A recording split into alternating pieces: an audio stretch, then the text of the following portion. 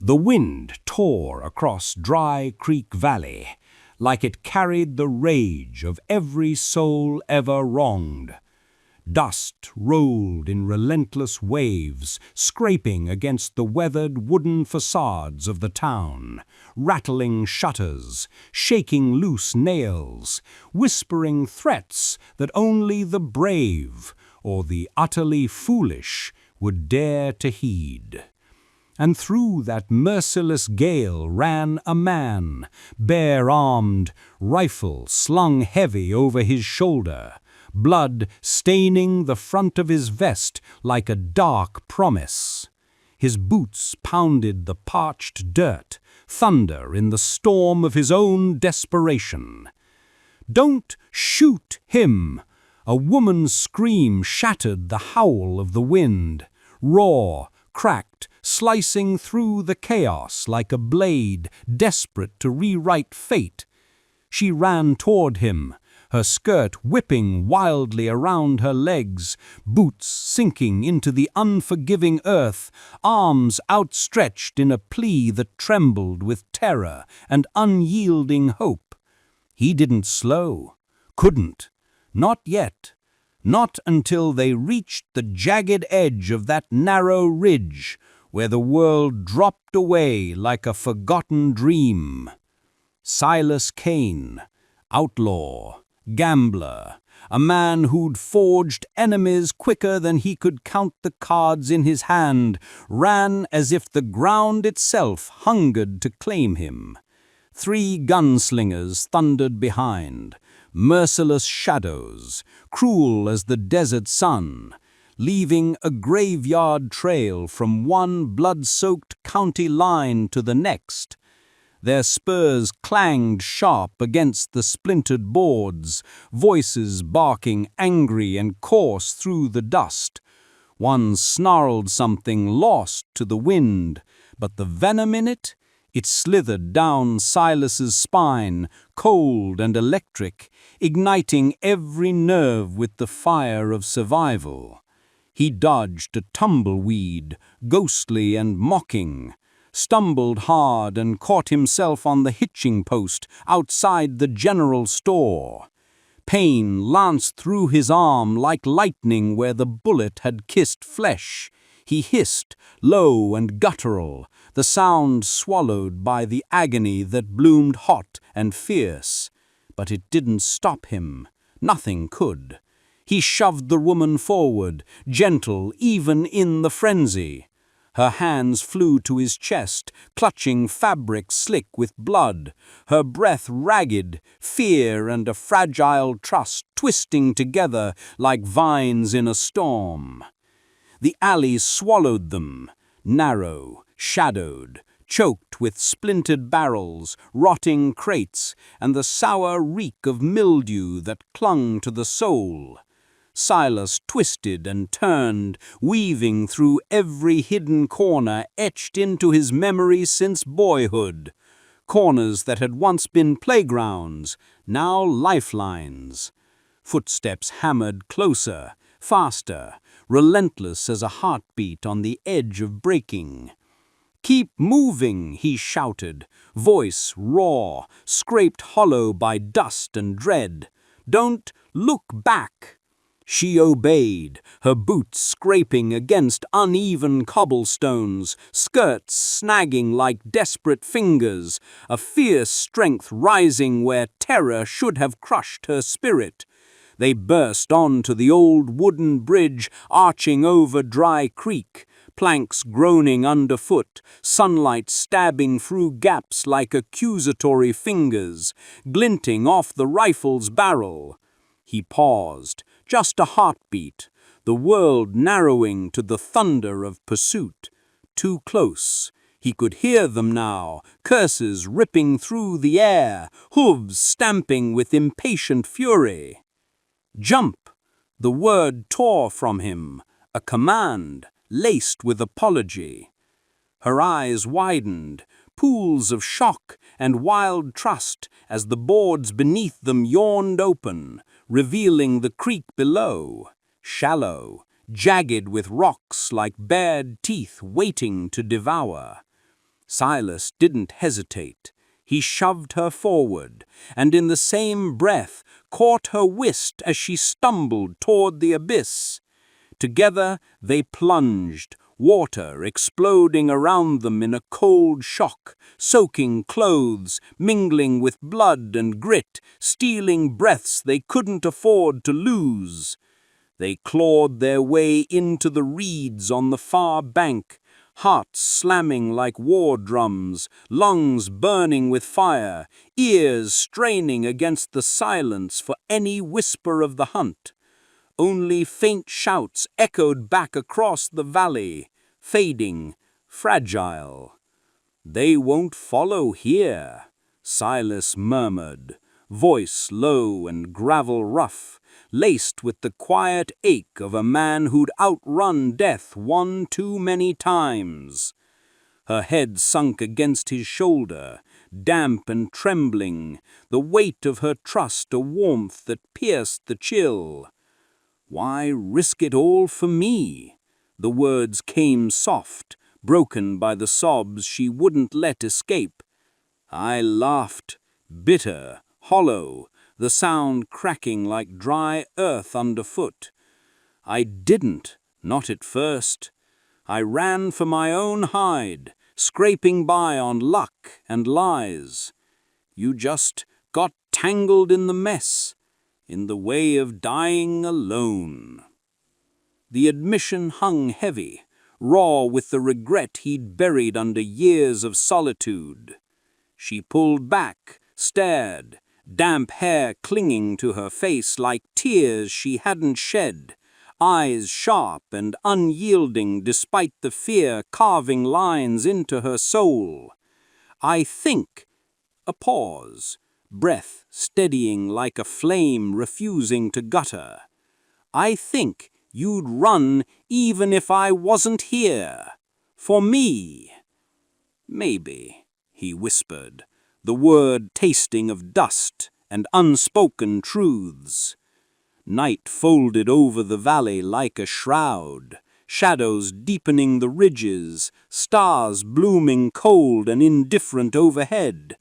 Silas and Lila, her name was Lila, a whisper of softness in this brutal world, crawled into the hollow of an ancient sycamore, its roots cradling them like reluctant guardians, safe for now.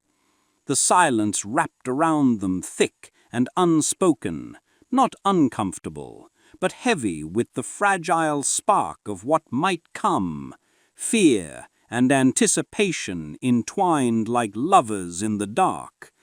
"Tomorrow," she breathed, voice a thread of defiance against the void, "we find out if anyone out here truly deserves to live, or die trying," he added, the words a quiet vow, edged with the sorrow of knowing the West forgave nothing, offered no mercy to men like him or girls like her. Morning bled across the horizon, gold and copper smearing the sky, spilling over Dry Creek like liquid fire. They moved like ghosts through the outskirts, eyes scanning every shadow, every flicker of wind that might betray them. The three hunters hadn't surrendered their grudge, but Silas had a plan, a desperate gamble, the kind that could carve salvation from the jaws of hell, or leave him bleeding out where he fell. He guided Lila to the abandoned water tower, tall, skeletal, a rusted sentinel casting long shadows over the main street. Ladders creaked beneath their weight, protesting like old bones, each rung a whispered prayer. From the top, the world unfolded. The men below, pacing with predatory grace, guns loose in holsters, arrogance carved into every taut line of their bodies, an arrogance that screamed of graves yet to be filled. "Ready to end this?" Silas whispered, his breath warm against her ear, hand steady on hers despite the tremor in his chest. "Ready," she echoed. Voice steel wrapped in silk, fear transmuted into fire. Silas raised the rifle, not at the men, but at the barrels huddled near the general store, fat with black powder and forgotten tinder. One shot cracked the dawn. Chaos bloomed, smoke billowing like a vengeful spirit, horses rearing in blind panic, men's curses swallowed by the roar. Bullets whistled past, wild, harmless in the frenzy, while dust devils danced in the uproar. Silas seized Lila's hand, fingers interlocking like fate's own knot, and they slipped into the scrub and hills beyond, leaving the storm to devour its own. By nightfall, they crested the ridge overlooking Dry Creek, the town a distant scar, danger reduced to a fading echo on the wind. Lila leaned into him, her warmth a quiet anchor. You saved me," she murmured, the words thick with wonder, gratitude blooming like wildflowers after rain. He smiled, faint, shadowed by scars both seen and unseen. "You," he said, "helped me survive, made it mean something." Over the next days they became nomads of necessity. Waterholes shimmering like mirages, abandoned cabins whispering of ghosts, hidden gullies cradling secrets. Silas taught her the rifle's bite, how to steady the tremble, aim with the calm of inevitability, the art of tracking shadows before they tracked you, survival's cruel poetry. In return, Lila peeled back the calluses on his heart, reminding him that beauty lingered in the world's edges, that courage wasn't always a shout into the gale. It could be a quiet stand, resilient as sagebrush against the storm. Weeks blurred into a rhythm of vigilance and stolen peace. The hunter's scent grew cold, but each brush with death honed Silas's edges sharper, forged their bond in fire, unbreakable, unspoken, a lifeline in the vast indifference of the wild. One evening, the sun hemorrhaged red behind the ridges, painting the sky in hues of blood and farewell. They rode into a ragged outpost, a lone saloon squatting in the dust, blacksmith's hammer ringing like a heartbeat. Patrons glanced their way, murmurs rippling like uneasy water. But Silas and Lila rode tall, no longer fully shadows, not anymore. Then hooves, slow, deliberate, carving canyon into the air like a knife. Two riders materialized from the haze, dust cloaking them like specters.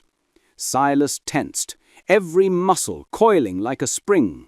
Lila's hand found his coat, grip fierce with shared dread. They'd been ghosts, but ghosts left footprints in this unforgiving land. The leader swung down, tall and unyielding, spurred boots cracking against the dirt like judgment. His face lurked in the shadow of his hat brim, eyes glinting cold. Silas Kane? The name hung, heavy with threat. Silas met it unflinching, voice a low rumble. Depends on who's doing the asking. Grant Teller. A pause, savoring the weight. Heard you've been skulking in my territory, stirring dust that ain't yours to kick? Silas shifted, rifle humming with promise in his grip. Lila melted behind him, her breath a soft storm against his back. The valley held its breath, the world narrowing to this razor's edge. Hand over the girl, Teller drawled, voice oil over gravel, and maybe I let you crawl away breathing. "She ain't yours to claim," Silas growled, words steady as granite, thunder rolling beneath him. "She's not cattle, not property. She's a person, with fire in her veins and a heart that don't break easy." Teller laughed, cruel, jagged, echoing like breaking glass. "Property don't scream back, does it?" "She screams plenty," Silas shot back, eyes blazing with a fury born of too many lost souls. "Just not for the likes of you." Shots erupted, sparks flaring like dying stars, horses rearing in primal fury, dust erupting in choking storms that blurred the line between hunter and hunted. Silas dove behind a boulder, hauling Lila with him, her gasp lost in the cacophony. Bullets chipped stone, splintered wood, sliced the air like accusations, each heartbeat a desperate wager against the reaper. A scream pierced the bedlam, one of Teller's men faltering, exposed in the frenzy.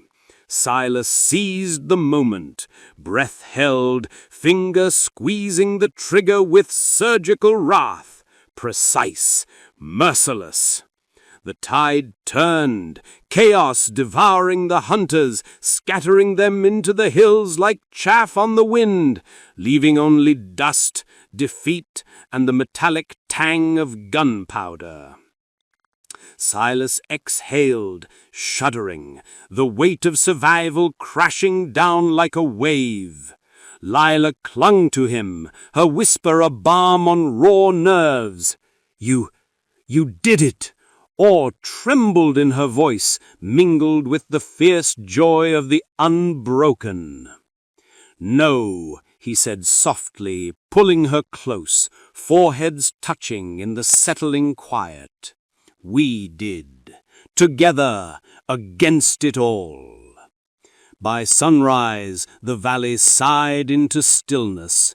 Only the wind's mournful hymn, the faint bite of powder on the breeze.